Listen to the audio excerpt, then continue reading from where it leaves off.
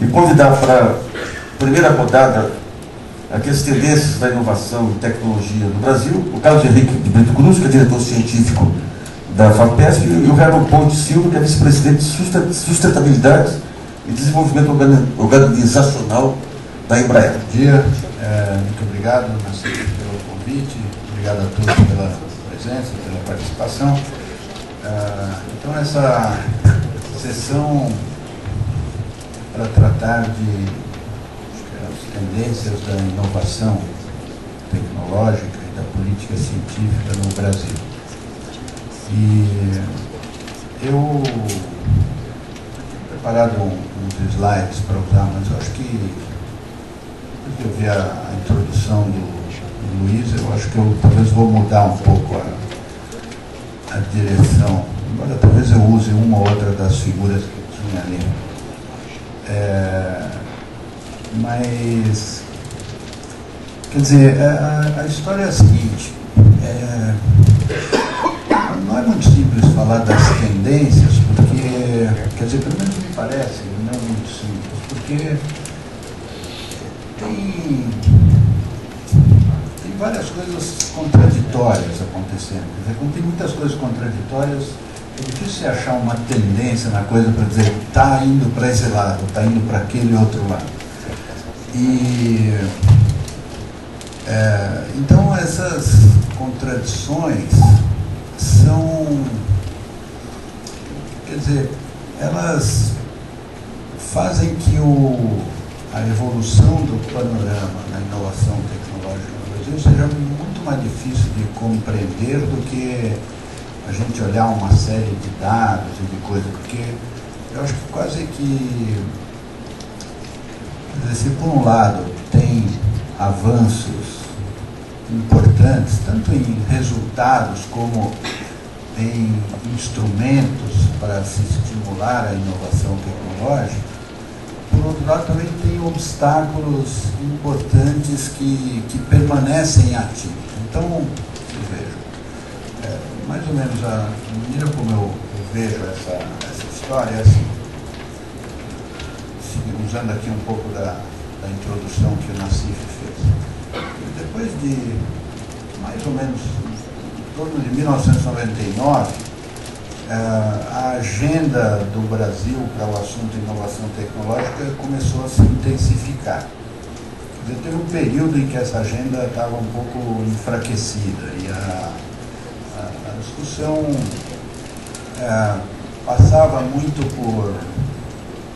passou muito no começo dos anos 90 pelo assunto da qualidade nos processos produtivos, mas não passava muito pelo assunto da criação de conhecimento e da inovação tecnológica. Mas por volta de 99 eu acho que houve algumas mudanças, algumas delas eu acho que se tornaram possíveis por causa da estabilização econômica e outras também por mudança de visão. Uma delas era que a política do Ministério da Ciência e Tecnologia no Brasil, ela olhava muito para o mundo acadêmico, e ela olhava pouco para o mundo industrial. E nessa época aí o Ministério começou a levar mais em conta o mundo industrial. Quer dizer, começou a entender que houve um avanço no entendimento do funcionamento de um sistema de inovação no seguinte sentido: tinha uma tendência no Brasil de se pensar que tudo relacionado com pesquisa só era para acontecer em universidade e instituto de pesquisa. E aí começou-se a entender que uma parte muito importante das coisas relacionadas com pesquisa acontecem nas empresas. E muitas vezes acontecem nas empresas sem ter relação nenhuma com universidade e instituto de pesquisa. Então isso foi uma ideia que foi ganhando um lugar. Vários atores, instituições foram importantes nessa atualização da visão, e com isso certas providências e medidas e instrumentos foram aparecendo, aí já se falando de um jeito mais direto da ideia de, puxa, O governo precisa ter instrumentos para ajudar que empresas possam fazer atividades de pesquisa, atividades de inovação tecnológica. Porque isso não é... Aí tem uma discussão importante, que frequentemente ainda volta. Quer dizer, por que o governo, com dinheiro do contribuinte, vai ajudar a empresa a fazer uma coisa? As pessoas falam, o dinheiro do contribuinte é para fazer hospital, rodovia, não é para ajudar a empresa. Mas às vezes porque quando você faz rodovia, você está ajudando a empresa a funcionar, a poder levar o produto dela para um lugar, do jeito que ajuda as pessoas a viajar. E tem certas atividades nas quais, se for deixado a cargo apenas do setor privado fazer, o risco daquela atividade pode ser tão grande que ele não vai fazer. Porque aí ele não consegue ver a perspectiva da recompensa de uma maneira suficientemente sólida, então ele não fará. Então o resultado é que naquele país vai ter pouco daquela atividade. Agora, se for uma atividade que é importante para o progresso do país, aí isso vai ser ruim. Então, pesquisa é uma dessas, porque tem um risco intrínseco e tem um risco extrínseco. O risco intrínseco da pesquisa é que pesquisa, em geral, é quando você está tentando aprender uma coisa que nunca ninguém aprendeu antes. Ou que quem aprendeu não quer contar porque é difícil de descobrir. Então, tem um risco. Pode ser que você não consiga descobrir como é o jeito de fazer aquilo, como é a maneira de resolver aquele problema. Pode ser que não tenha solução àquele problema. Então, esse é o risco intrínseco da pesquisa. Somado a esse, no Brasil tem o risco extrínseco, que são essas coisas que se associam ao custo de viver no Brasil, tá certo? Quer dizer, quando você vai decidir se você vai usar uma parte do capital da empresa para fazer um laboratório de pesquisa e contratar 50 engenheiros e cientistas, você vai comparar o retorno desse dinheiro com como esse dinheiro vai retornar se você puser no banco, num desses investimentos espertos aí, esperar render. Então, é uma decisão chata, né? Dependendo do tamanho da taxa de juros e dos benefícios do mercado, você vai tomar uma outra decisão. Então, isso aí adiciona no custo extrínseco dessa coisa. Quando você vai contratar os cientistas e os engenheiros e vai estar sujeito a um emaranhado de leis trabalhistas que fazem o custo do trabalho ser enorme, embora o trabalhador leve pouco dinheiro para casa, e a complicação de contratar e demitir, etc. Então, também isso aí faz parte do custo extrínseco. Tem empresa já no Brasil, no Congresso da ANPEI no ano passado, uma pessoa de uma empresa importante aí de equipamentos eletrônicos falou, olha, feitas as contas direitinho, é mais barato eu pôr o meu laboratório de pesquisa na Califórnia do que em Curitiba. Porque o custo de pagar as pessoas e o custo da complicação de quando eu precisar demitir, etc., é tão grande no Brasil que na Califórnia eu vou ser mais feliz. Então, tudo isso aí vai somando no custo extrínseco de fazer atividade de pesquisa numa empresa no Brasil.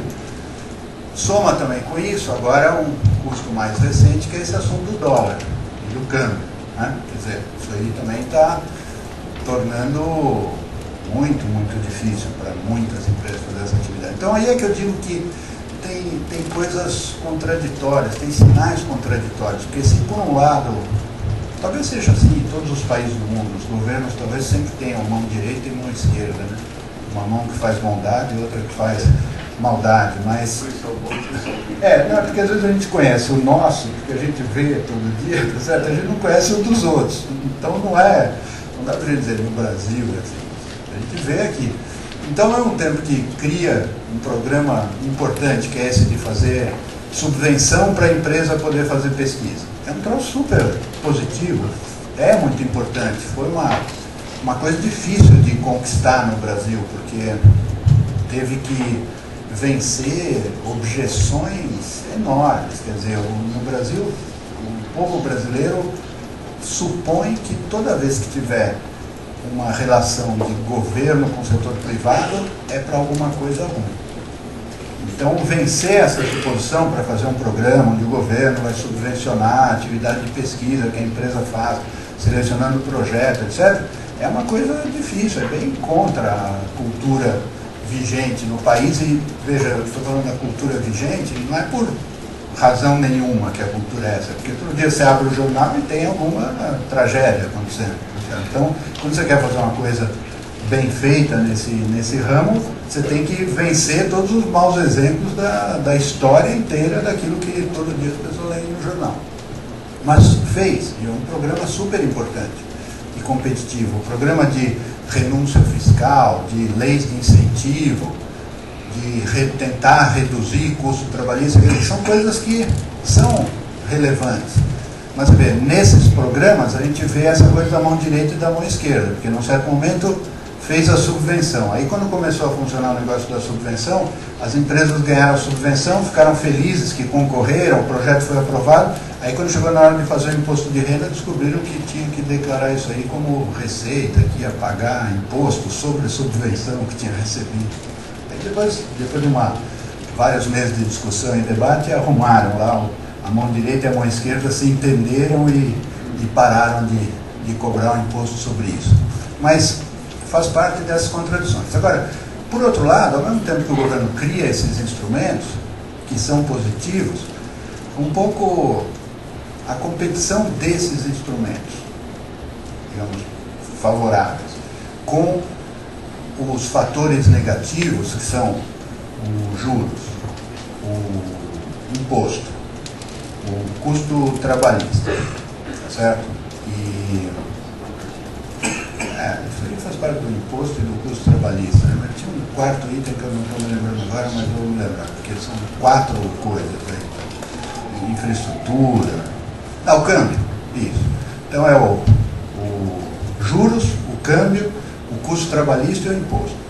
A sensação que dá é que o instrumento positivo, que é como se você estivesse num navio que tem um rombo de 2 metros lá na frente do navio, e aí você cria uma canequinha de 100 mililitros aqui atrás para tirar água, porque é difícil vencer, tá certo? O tamanho da dificuldade, do obstáculo que é criado com esses 4 fatores, é difícil ser compensado com subvenção,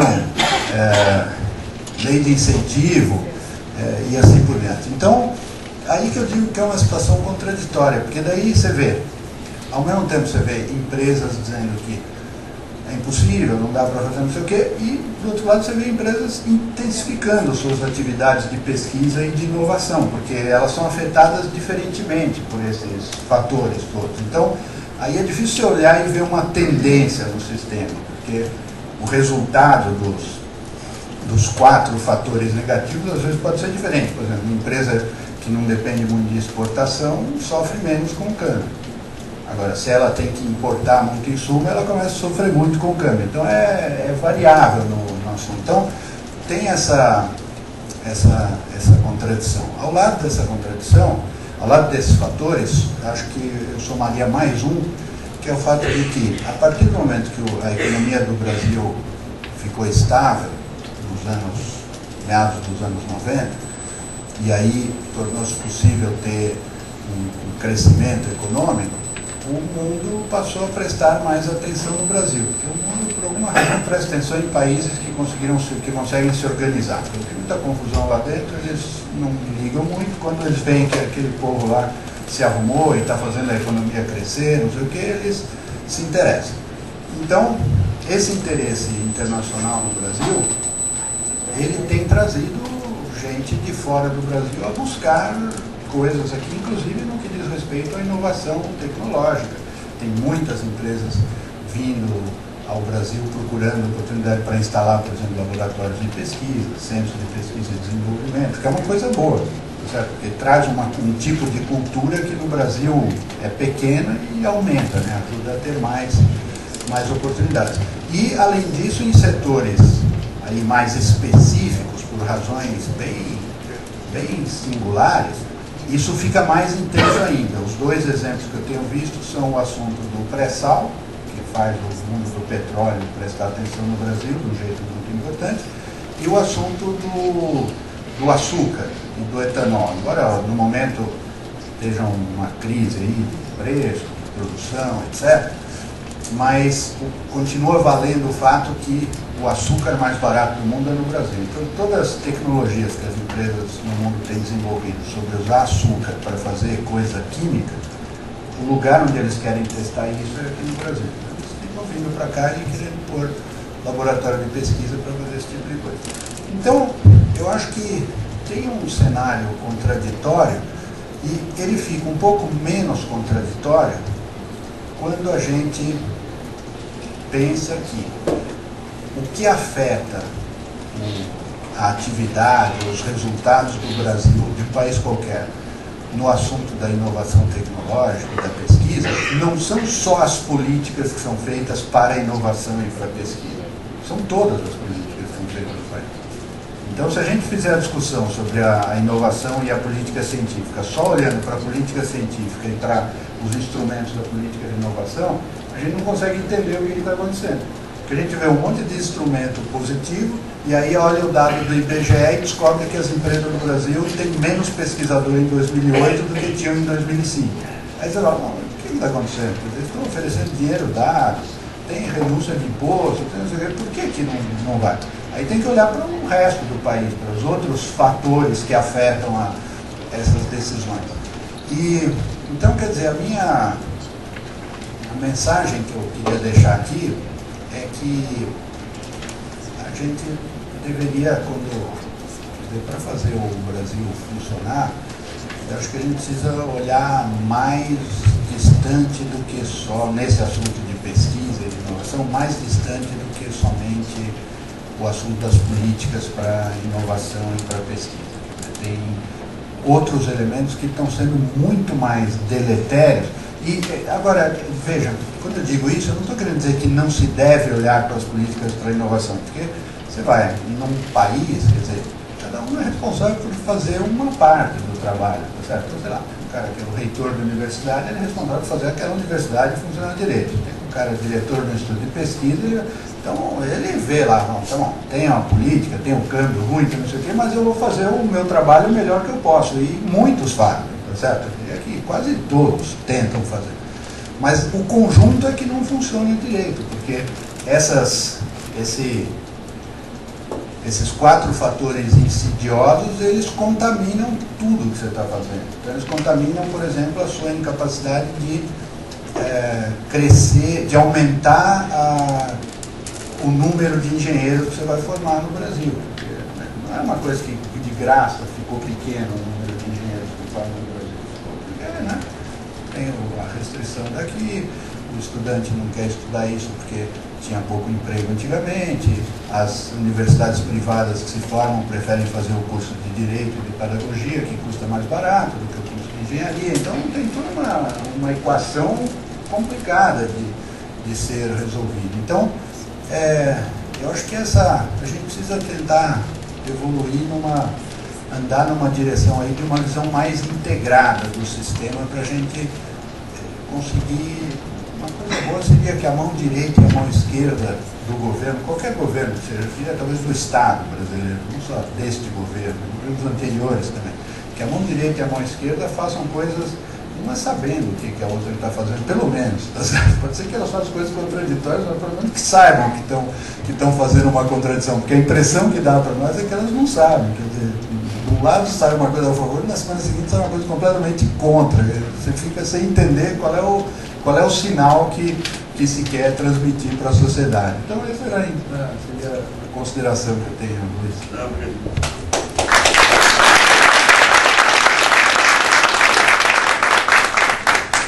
Volto a insistir que a raiz desse problema é chamada assimetria informacional. Não me feio com a chuva, mas que impede que você tenha essa visão de conjunto. Nós temos um conjunto de seminários durante o período de saúde, saneamento, setor elétrico, inovação e tecnologia. Em todos eles, na hora de analisar os pontos centrais, uma tributação excessiva sobre aquele item de burocracia, câmbio, juros. O Brito ele vai ter que viajar logo mais, então nós vamos fazer as perguntas para ele e depois a gente passa para o segundo tempo que é a empresa. O Brito, tem jeito de, por exemplo, quando você conversa com empresários, a comparação, a relação custo-benefício, analisam a pesquisa é o preço do equipamento importado. Então, se eu tenho acreditando para ter um equipamento, o meu concorrente pode importar esse equipamento com esse câmbio, tem mensurações na questão dos indicadores de pesquisa, inovação de atividade.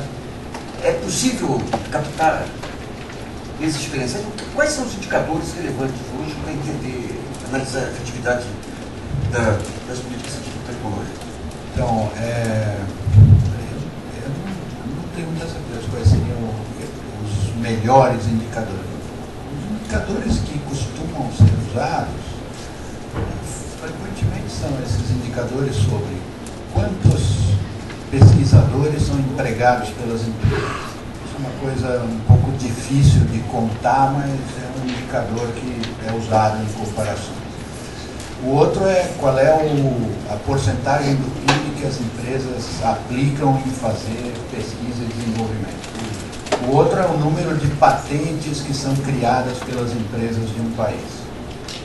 Certo? E o outro é a composição da balança da pauta de exportações. O país exporta coisa mais tecnológica ou coisa menos, com mais conteúdo de conhecimento ou menos conteúdo de conhecimento. Cada um desses 4 indicadores, e outros que talvez eu esteja esquecendo aqui, tem problemas e limitações. Então a gente, quando olha para eles, tem que pensar neles como alguma coisa que te dá uma ideia, mas você tem que ficar atento para que hora que vai aparecer uma contradição, para você aí falar, bom, aqui preciso entender melhor esse problema. Mas, olhando para esses indicadores, a gente vê coisas do seguinte tipo. No Brasil, o percentual do PIB que empresas destinam à atividade de pesquisa, não o governo, empresas, é um percentual considerado pequeno pelos estándares internacionais. É uma coisa que, dependendo de como faz a conta, falam de número que vai de 0,4% a 0,5% do PIB. E esse valor é muito baixo comparado, sei lá, o número das empresas da Coreia do Sul é 2,3% do PIB. O número das empresas americanas é 1,8%, 2%. Em geral, são números que são 5 vezes mais do que o Brasil pratica, que as empresas no Brasil praticam. É claro que, quando você vai tentar entender por que as empresas fazem pouco, aí vem aquele assunto. Quais obstáculos que elas têm que vencer. Não é que elas fazem pouco porque elas querem se suicidar e não ter tecnologia e desaparecer. Todas elas sabem que elas precisam disso, que para competir no mercado tem que ter mais capacidade de criar conhecimento, etc. Mas quando senta lá no departamento financeiro de novo para ver, eu vou contratar 100 engenheiros ou eu vou pôr o dinheiro para render em tal lugar, fazem a decisão que vai garantir melhor o futuro da companhia. Então, um ponto que me intrigava já alguns anos atrás, esses dados do IBGE acabam corroborando aí. Quando você coloca, por exemplo, uma lei da informática, uma lei da inovação, você não teve, em vez de ter soma de pesquisadores, você não teve um efeito de distribuição? Por exemplo, vou pegar a Microsoft. Eu estou analisando a Microsoft porque eu tive essa informação na época lá. Ela tinha um departamento de desenvolvimento, daí ela passou a contratar o IPT. Mas como substituto do departamento dela. Então, de que maneira dá para mensurar esse efeito? Bom, esse efeito de substituição ocorreu porque a própria redução do número de engenheiros, pesquisadores já mostra.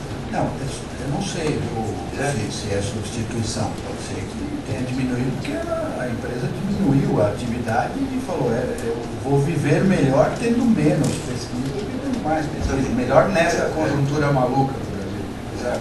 Não quer dizer que a empresa acha que vai viver bem assim para sempre. Mas ela fala, nos próximos 5 anos, eu sobreviver aqui, eu quero... vou concentrar na minha capacidade de flutuar e não de criar muita coisa nova para o futuro. Então, isso pode acontecer, mas essa questão da substituição, Luiz, é uma das maiores preocupações quando você vai definir políticas públicas para várias coisas, mas para ciência e tecnologia é isso. Quer dizer, você faz a pergunta, por exemplo, você vai oferecer subvenção para a empresa fazer pesquisa. 500 milhões por ano. será que esses 500 milhões vão fazer que as empresas do Brasil deixem de gastar 500 milhões que elas já iam gastar e usem o do governo, e aí o total fica o mesmo? Ou será que você consegue fazer a política de tal modo que os 500 milhões que o governo oferece façam que as empresas gastem mais 5 bilhões? Então, aí a maneira de construir a política é que vai definir isso, tá certo? A política de subvenção do governo norte-americano, por exemplo, é uma política que eles não dão a subvenção só pelo projeto. A empresa tem que demonstrar que nesse ano ela vai aplicar mais em pesquisa do que no ano passado. Aí ela ganha um a mais da subvenção. Então, eles tentam, com isso, reduzir esse efeito de possível substituição, mas é um desafio. No caso da subvenção aqui no Brasil, eu acho que ainda não foi feito um estudo, mas também aqui está há poucos anos, começou em 2006, eu acho, o primeiro edital. Mas em algum momento vai ser interessante estudar para ver se faz efeito. Mas mesmo assim, por exemplo, o governo brasileiro oferece 500 milhões de reais de subvenção por ano, em torno dele, mas o dispêndio em pesquisa das empresas do Brasil é muito maior do que isso. Deve ser uns 10 bilhões. Mas se colocar lei de informática... Não, então, mas a lei de informática também exige que a empresa aplique uma parte do dinheiro dela para ter acesso ao benefício da renúncia fiscal. Mas somando o dispêndio feito com o dinheiro da empresa, que não é o dinheiro do governo que ela recebeu, dá um valor muito maior do que o dinheiro que as empresas recebem. Mas muito maior por um fator de 10. Tá. Bom, quem tiver questões, eu peço que levante a mão aí para pegar o microfone e se identifique para efeito de gravação.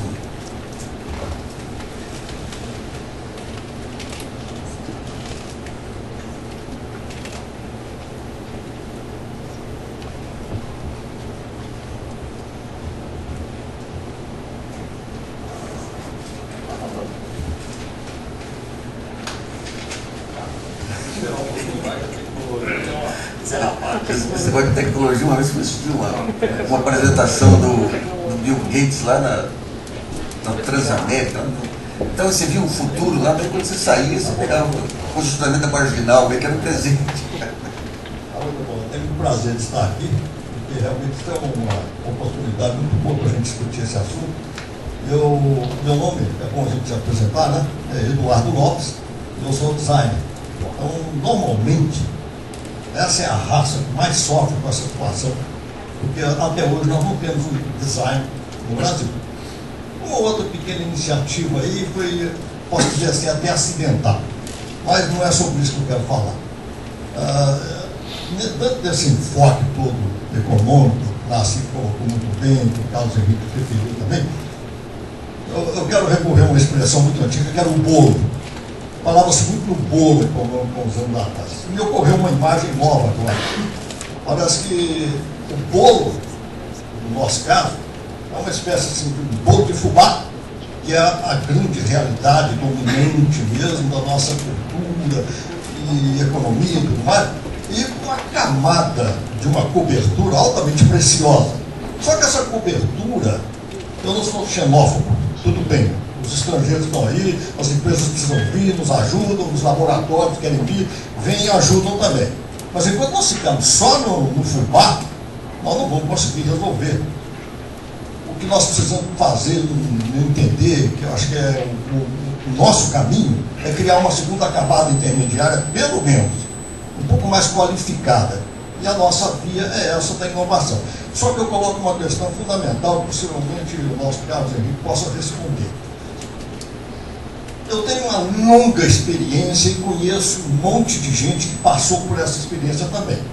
Se você apresenta aos órgãos financiadores de pesquisa no Brasil uma proposta um pouco mais avançada, vamos dizer assim, disruptiva, essa expressão você colocou outro dia, alguma proposta mais arrojada, que vai virar a mesa, que vai gerar uma inovação, um novo produto, esses órgãos não aceitam.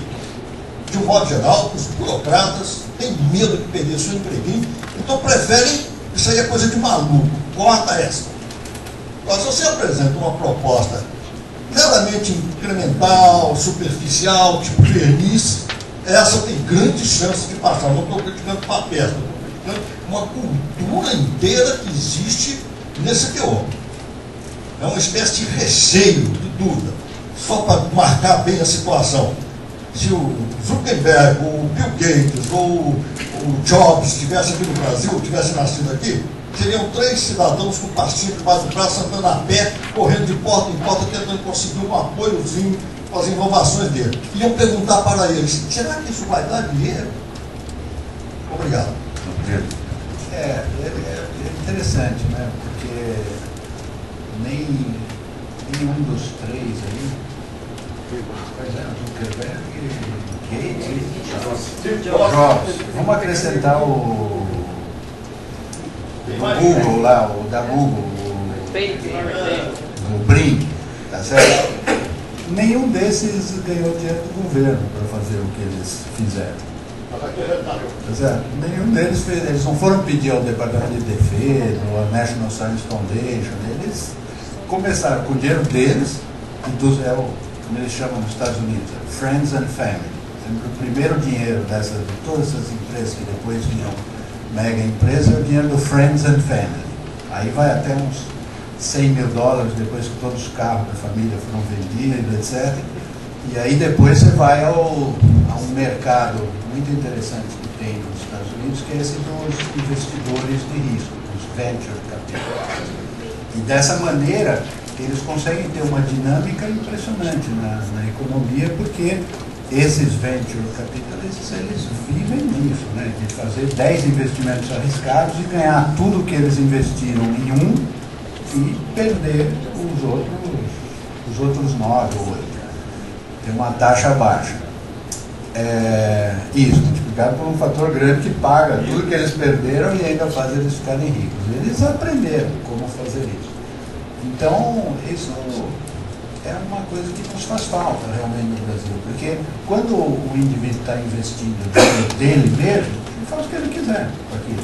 Agora, quando ele está investindo o dinheiro do contribuinte, eu tenho certeza que todos vocês leem o jornal e quando vem o governo fez não sei o quê, só que absurdo, como é que pode, é o meu imposto que está lá. Então, o dinheiro do governo sempre é conservador. Você só pode ir para coisa conservadora. Dificilmente ele fica muito, muito arriscado, porque as pessoas que estão mexendo com aquilo não estão mexendo com o dinheiro delas, estão mexendo com o dinheiro dos outros. Eles estão sujeitos a uma carreira de legislações ali sobre isso, que dizem que se alguma coisa errada acontecer com aquele dinheiro, a pessoa pode ser responsabilizada pessoalmente e ter que pagar aquilo de volta, sendo que ele não tem o risco ou a chance de eventualmente num dos investimentos ganhar bastante dinheiro que vai ficar para ele, vai ficar também para o contribuinte. Então, é uma lógica diferente. O investimento do governo é mais conservador, o investimento privado é mais arriscado. É desse jeito que é. Algumas vezes, quando governos querem fazer investimentos em pesquisa que sejam mais arriscados, aí às vezes eles criam agências especiais para fazer isso. Mas aí, onde eu vi isso acontecer é o exemplo dos Estados Unidos. Eles criaram uma agência lá do governo americano, que antes era do Departamento de Defesa, depois deixou de ser do Departamento de Defesa, chamada ARPA. E ali eles vão e pedem aos pesquisadores, chamam o pesquisador lá e falam, olha, é uma coisa muito original e muito arriscada, vamos ver se isso aqui dá certo. E aí mas esse aí tem uma autorização especial para fazer muito investimento que não vai dar resultado nenhum. Então é difícil de organizar isso, mas é possível. Agora, só para dar um pitado aí, um dos pontos centrais que nós temos, principalmente na chamada indústria do conhecimento, é a questão, que é uma questão de inovação fundamental, é o chamado modelo de negócio. Então, quando você pega todos os Estados Unidos, pega a própria Microsoft, dentro que lá tem um conjunto de fatores, você pode montar o seu jogo de xadrez, contando com todas as peças, que você não tem isso. Mas o modelo de negócio, eu lembro quando o Gilberto Gil entrou no Ministério, me convidaram lá para conversar. Ele queria muito desse negócio de o Brasil podia aproveitar para música, colocar música, cultura musical brasileira no mundo. Daí você junta lá com vários conselhos estaduais e eles falam, não, a parte mais importante da indústria da música é o músico. Eu falo, não, o músico brasileiro é material abundante. Você tem um músico bom para todo lado. O grande desafio é qual o modelo de negócio que eu utilizo para poder rentabilizar o que existe. E quando você vê em todas as áreas, nós não temos a cultura de desenvolver um modelo de negócio que eu acho que é a base de tudo hoje. Tudo bem, o Google, por exemplo, o Google tem o sistema de busca lá, tem uma parte de inovação relevante, mas o grande, por que ele deu esse salto? Porque modelo de negócio. Eu uso aqui um sistema azul, um sistema indiano aí, que você tem todos os documentos aí, melhor que o Google Docs aí. É muito melhor. Não conseguiu startup avançar muito, porque, bom, tem que ir lá, ficando na Índia é mais difícil porque estando nos Estados Unidos. Mas o modelo de negócio, eu acho que é um ponto que deveria ser estimulado aí.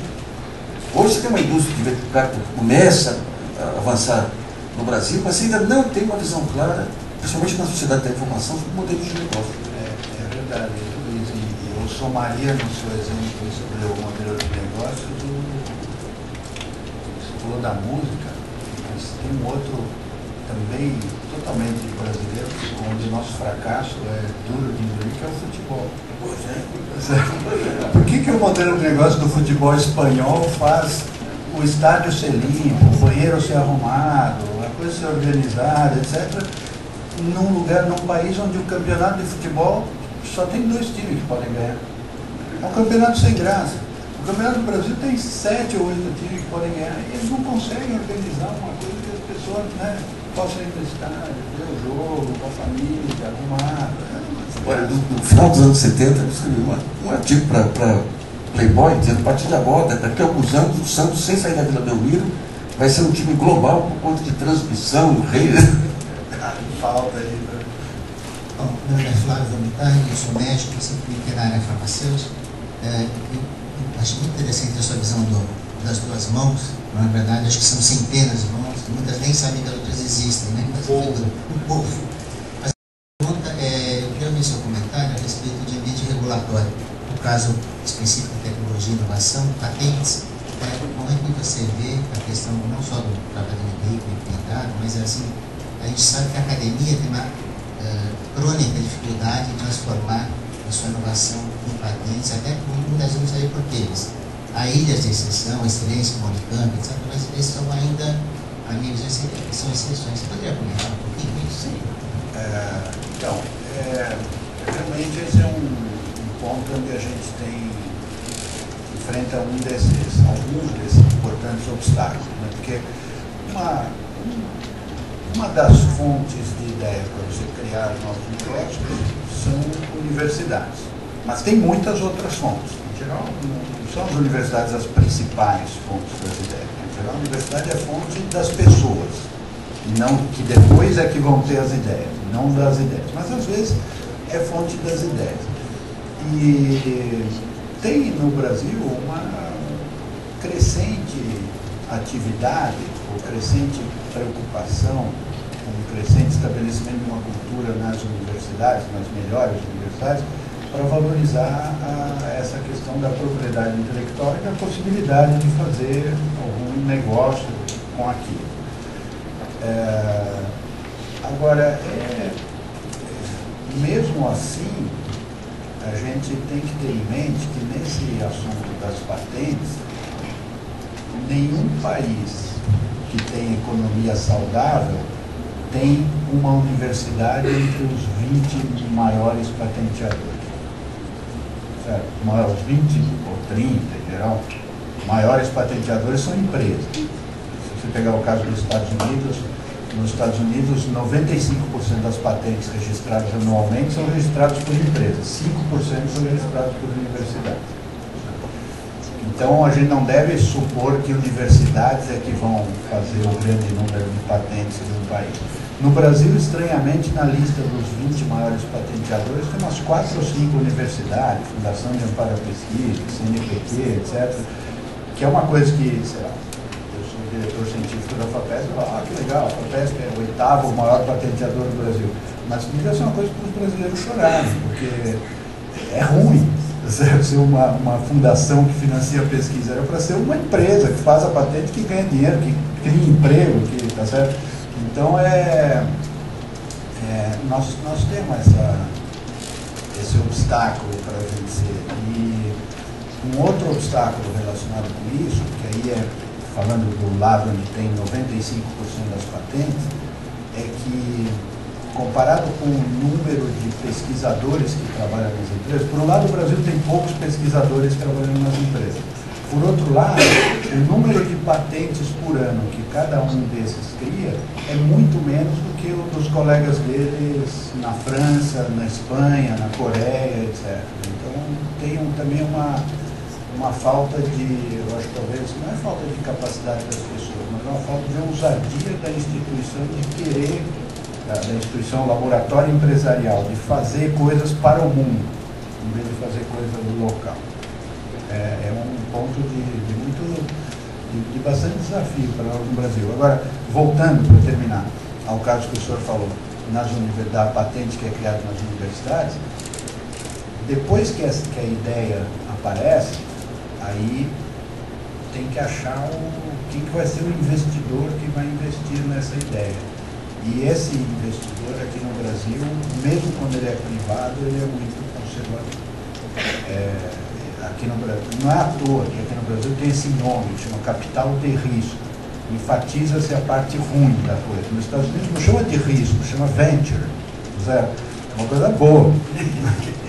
Aqui a ênfase do nome da coisa está no lado ruim da coisa. Então já indica um pouco como é que o Brasil vê isso.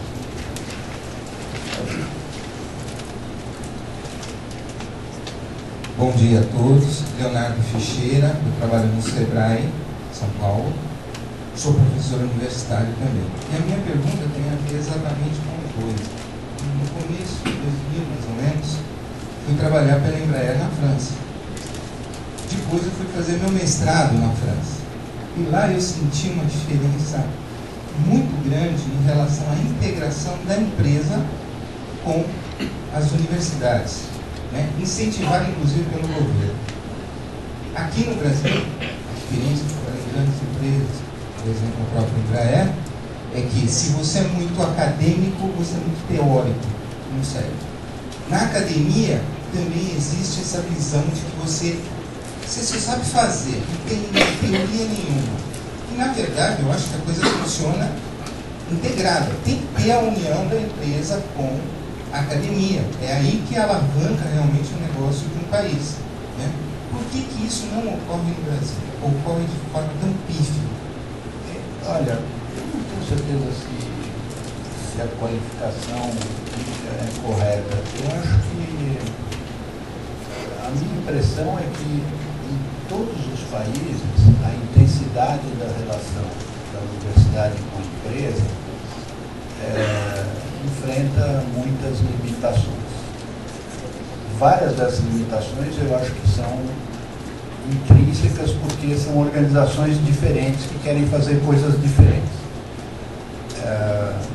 Tem, do mesmo jeito que tem no Brasil algumas universidades que são razoavelmente intensas em fazer relação com as empresas, em outros países também tem. E às vezes a gente vê essas e fica achando que todas as universidades daquele país são daquele jeito, mas vocês vejam, o número para os Estados Unidos, o número global, de todo o dinheiro que financia a pesquisa em todas as universidades dos Estados Unidos, num ano, somente 5% vem de empresa.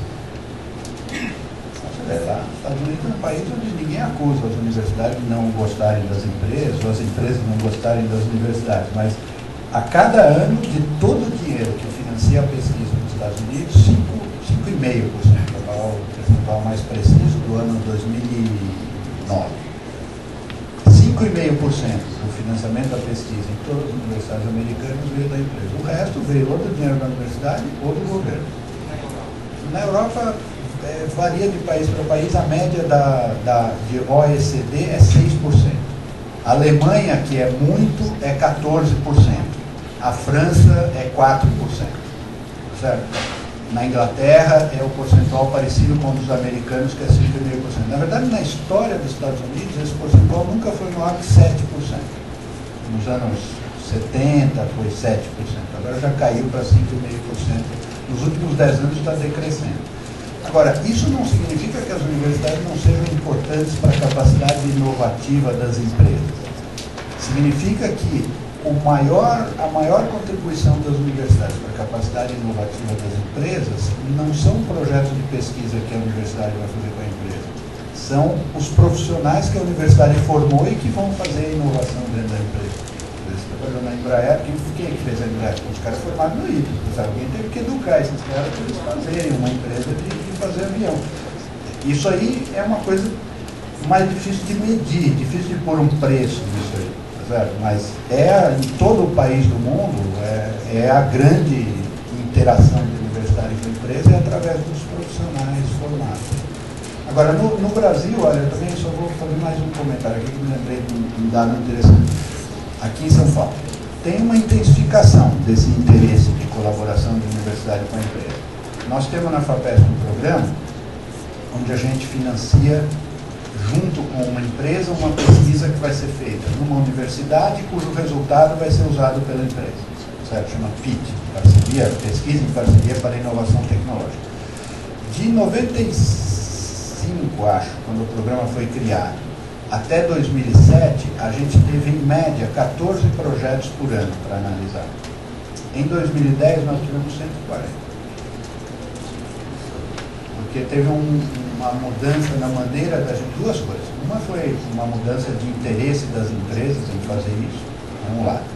E o outro lado foi que a FAPESP mudou o sistema, em vez de esperar virem projetos, a FAPESP passou a se associar com empresas, a FAPESP faz um acordo com a empresa escolhe quais são as áreas de pesquisa que interessam para ela e a FAPESP publica uma chamada pública e fala: pesquisadores em São Paulo, se tiver um projeto de pesquisa nesses assuntos aqui, traz aqui na FAPESP, que a FAPESP e a empresa X vão analisar. Se o seu projeto for aprovado, você vai ganhar um financiamento. Nós fizemos isso com o primeiro que nós fizemos isso foi com a Embraer, foi em 2001, tá certo? Depois fizemos com a Natura, fizemos com a... Depois de 2007, mesmo aqui nós começamos a fazer em grande quantidade. Então todos esses são depois de 2007.